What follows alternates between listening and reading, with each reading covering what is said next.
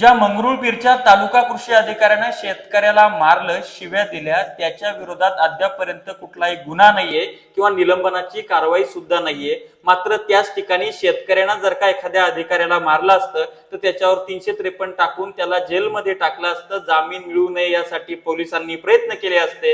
ही अशी कशी व्यवस्था आहे? डॉक्टर बाबासाहेब आंबेडकर म्हणाले होते, मी सर्वोत्कृष्ट संविधान देतो आहे, मात्र हे चांगल्या हातामध्ये गेलं तर हे अधिक उत्कृष्ट ठरेल आणि बरबटलेल्या हातामध्ये माझं संविधान गेलं तर ते संविधान कुचकामी ठरेल। सध्याचे हात बरबटले आहे काय असा प्रश्न निर्माण होतो। ऋषी पवार जे संबंधित शेतकरी ज्यांना मारहाण झाली ते घाबरलेले आहेत, आत्महत्येचा विचार त्यांच्या मनामध्ये येतो आहे, तर त्यांना मी समजून सांगितलेलं आहे आणि आता सुद्धा सांगतो की त्याच बाबासाहेब आंबेडकरांनी आपल्याला सांगितलंय की चुकीच्या निर्णयाविरुद्ध जाहीर बंड करण्याची धमक ज्याच्यामध्ये असते त्याच्यामध्ये स्वतःचं स्वतंत्र अस्तित्व निर्माण करण्याची देखील धमक असते।